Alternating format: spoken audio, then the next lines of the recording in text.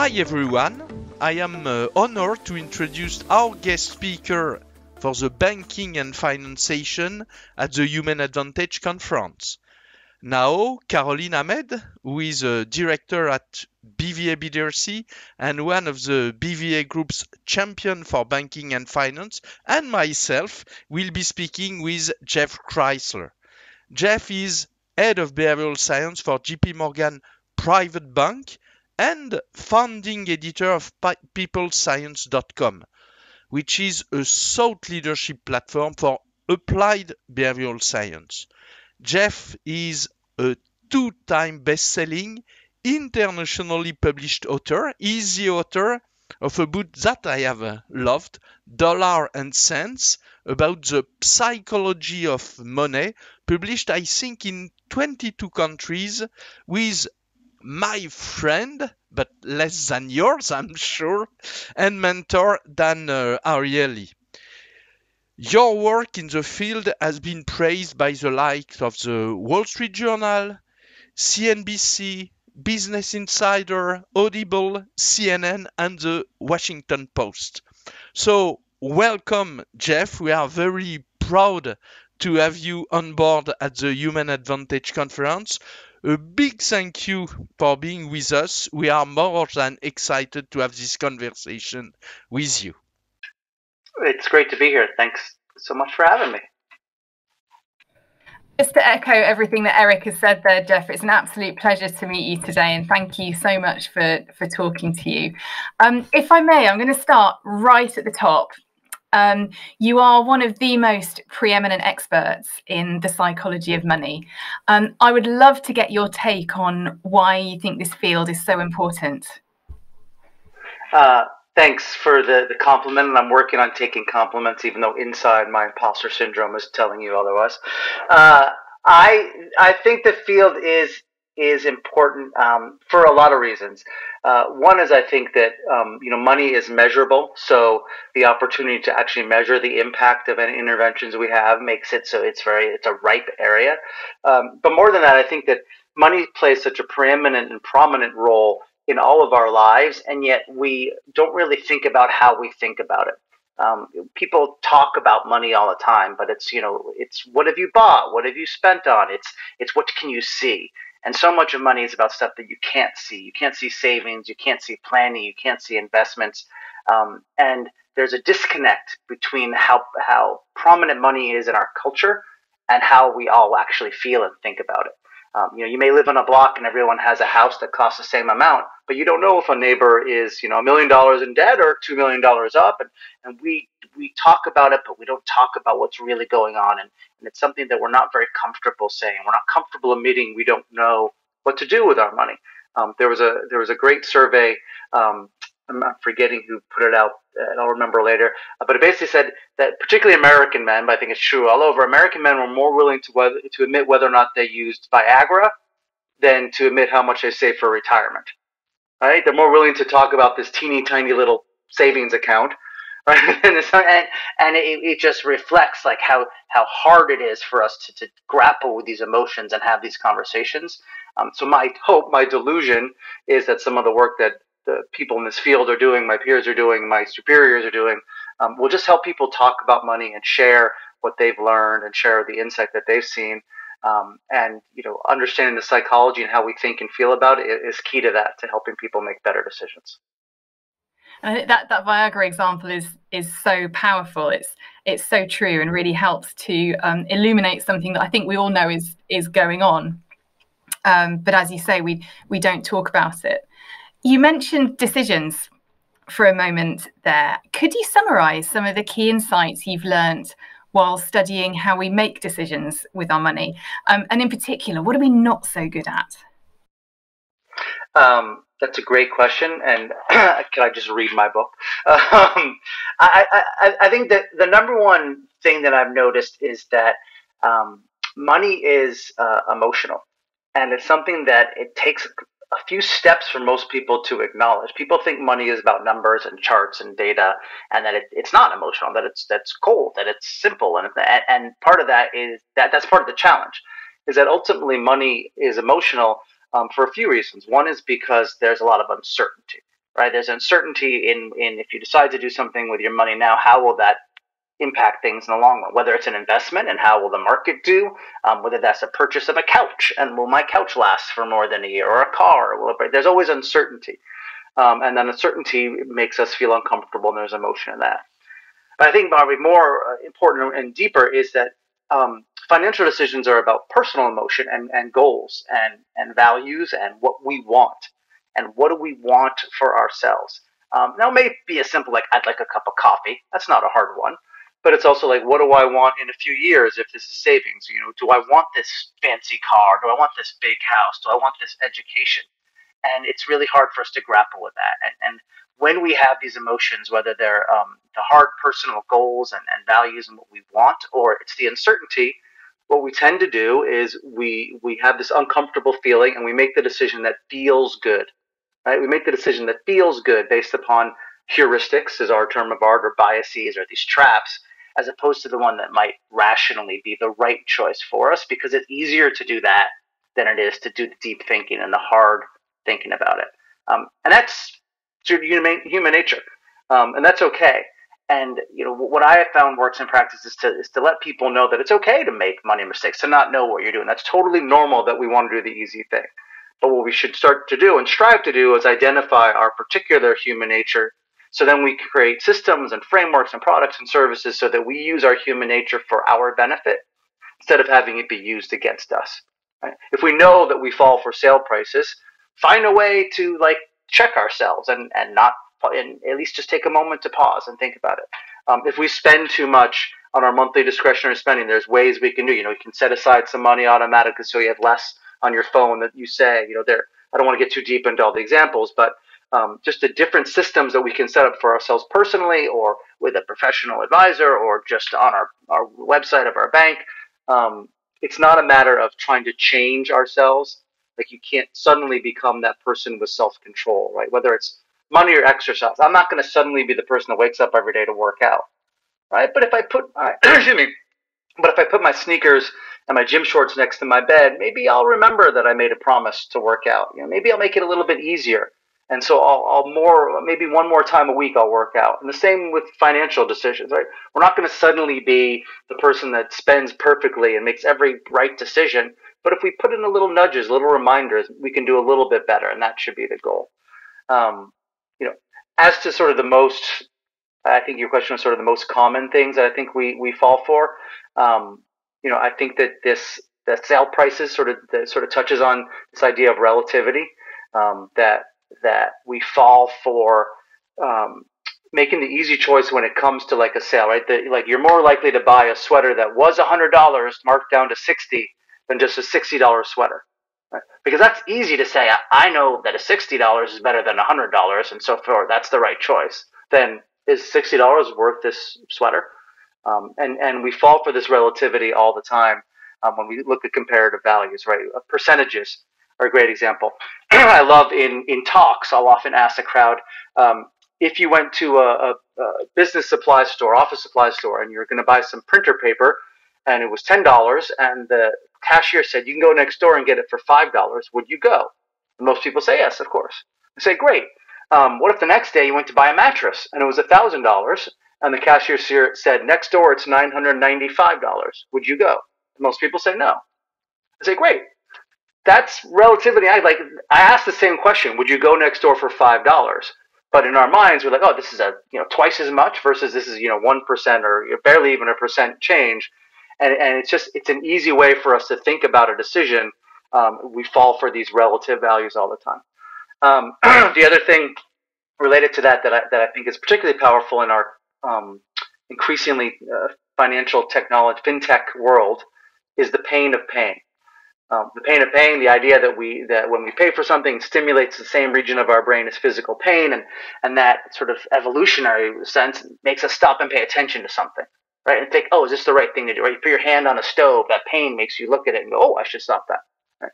So financially, when there's a pain of paying, when we spend with cash, it makes us more conscious of our decision. But now there's so much financial technology, Apple Pay and automatic bill pay and scanning devices and these like Amazon stores where you just walk in and it scans your phone and you don't even know what you're paying. It makes it so that that we pay without pain, which makes spending easier, but that isn't necessarily a good thing, right? If we're just unconsciously spending money. And the pain of paying is the particular example that I find as, I look at it as here's the traps, but also the opportunities, right? Because you can if you identify this issue that we have as people, the human advantage to it can be, instead of like, I'm going to spend too much, it's like, okay, you know what are my savings goals, right? Like, what are my goals, and can I use this lowering the pain of paying, lowering the friction, lowering the attention for my benefit? And I know that there are apps and other programs, right? Like, I think it's called Acorns, where like you set a savings goal, and every time you buy something, it rounds up and puts a few pennies into that savings goal. And you can set up a lot of like automatic deductions into your retirement savings in America, the 401k. Every paycheck, it just takes out 7% and puts it into a retirement plan. Whereas if I had to think about that every paycheck, I probably wouldn't do it. So while, it's a trap, it's a challenge, it's a thing we fall for, the Apple Pay and overspending, it's also an opportunity to create a system that helps us achieve our goals. So from everything that you're saying, this whole area of money management and decisions regarding our money is absolutely ripe for interventions. Can you share some examples of interventions grounded in B-Side that have had a particularly strong impact, or that you find particularly interesting? Sure. So the one that my mind always wanders to is this experiment. I believe it was sort of run by Hal Hershfeld at UCLA. And I hope if Hal listens to this, he forgives me if I misrepresent. But let me back up and say it was the challenge of present bias. Present bias, as I'm sure many of us know, is just the idea that the present is just much more emotionally tangible and powerful than the future. And financial decisions often involve us doing something that feels bad right now. Put aside money. Don't spend for the benefit of a future that is weeks, months, years, decades down the road. Sometimes if it's planning for our legacy, it's beyond our lifetime. So it's so hard emotionally to connect and care about that future. Because the studies just show, like, we literally think of our future selves as different people. And present bias, the feeling of right now, I want to buy this car, I want to go on this vacation, I want to eat this ice cream that's not good for my weight loss. That's just so much more powerful, and the scales are just completely unfairly, unevenly balanced. So the challenge becomes, how do we connect to that future so that the hard things today that are going to benefit us, in 20, 30 years, so that scales are tipped a little, so that has some weight in our decision. And one of the things that I love that Hal Hershfeld did, again from UCLA, and I believe he partnered with Bank of America or Merrill Lynch at the time, was they created this thing where people could interact with a virtual reality version of themselves aged. So it was like they put on a little goggles or helmet, and they just had a conversation with Jeff, but like the computer aged me 20 or 30 years. And how they measured it is beyond my memory right now, but basically they found when people were connected with their future selves and they saw them, even just the visualization, they became more connected to that person, and then they made decisions that benefited that future self a little bit more. And while that's not something that's scalable, at least right now, for everybody to do all the time, just the idea of connect in some way to your future self, and it's going to make you make decisions for that future self, I think is so powerful. And it has implications for almost every decision that we do.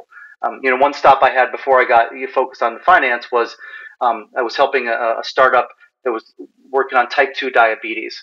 And it was these patients, they were diagnosed, and the doctor said, take this medication and have this diet if you want to live. And people weren't doing it. And so one of the things we tried to do was have them, talk about their goals. And I remember one guy in particular was like, I want to walk my daughter down the aisle at her wedding. And I was like, so just connect to that. Visualize that and make the medication and the diet easier. And I think the same obviously can play out in financial decisions. And so many of our decisions are about doing something now that's hard for the benefit of the future. And if we can just find ways to connect to that future, that's what can be powerful. And so, there have obviously a ton of amazing experiments around financial decision making. That's the one I sort of come to. And I'll be honest, it may be some bias because I have young kids and I want to see my young kids. So when I'm, late at night going to order some pizza, I'm like, pizza or hang around till I'm 80. I love that example too, but maybe it's because I've also got a young child.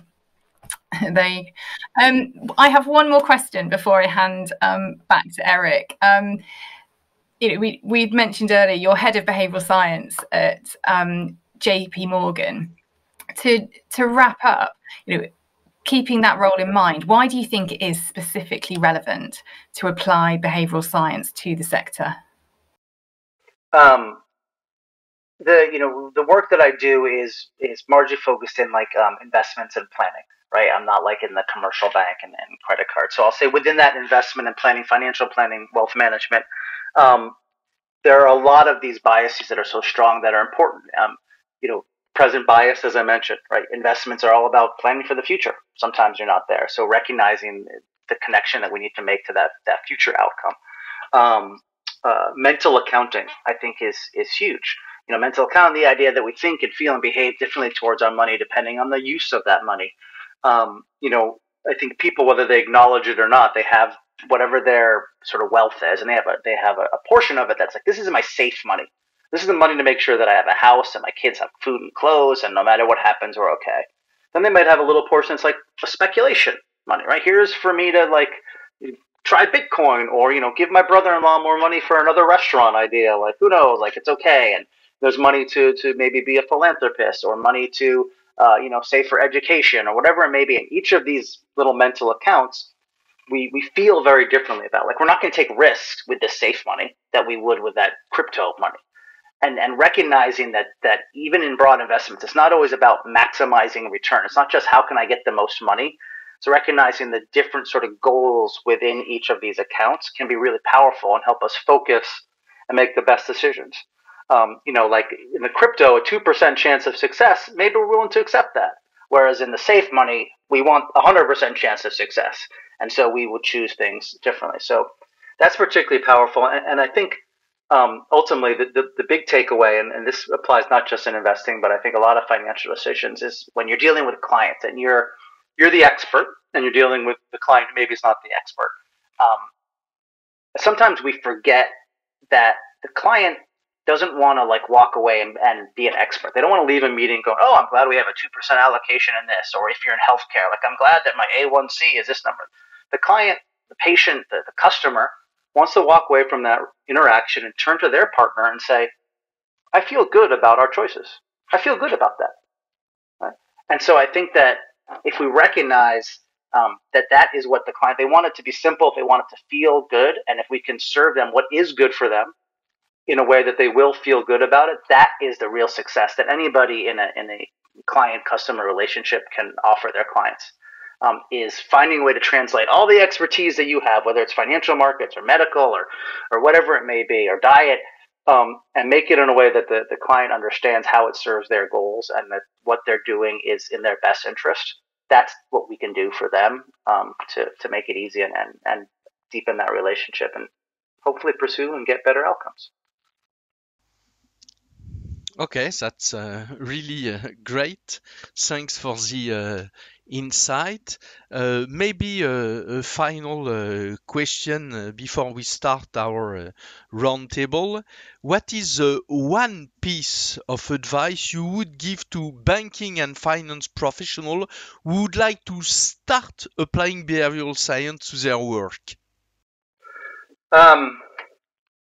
So I will tell you the Jeff Kreisler method that recognizes that we can't create behavioral science experts, and I think one of the challenges of our field is we don't want people just to take little insights and just start randomly applying. Someone, the gentleman who runs the Commonwealth Bank in Australia, I'm forgetting his name right now, he gave me the expression of babies with bazookas. Right? You don't want people just to hear, oh, I heard about loss aversion, so everything is loss aversion. That's, as we know, that's not how things work. So the stepping back, and the one thing that I suggest to people in almost every field is before you have an interaction with a client, just take 10 seconds and ask yourself, who is this client? And answer it without any reference to their money or their goal or their specific things that are in your industry, right? Their money or their finances.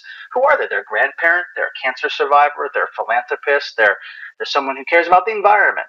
What matters to them as a person outside of that business relationship? And when we do that, that just gets us in a little bit of a framework that gets a little bit out of our mind on what we offer and more about what they need emotionally. Because ultimately, all of these biases, all of these fears, all these things that we fall for as that client or that customer are based upon like what we want as a person and these emotions and these things that guide us to these choices. So if we, as that service provider, if you will, just focus a little bit about who they are, that's going to be a step in that direction. Is that behavioral science practice? Not really, but it's getting us closer to recognizing the emotions and psychology that go into that service, that business relationship. And maybe I have an advice to add: read your Yep. book, Dollars and Cents. Yes. So thanks a lot, Jeff. I think it was really a great, insightful conversation for our audience.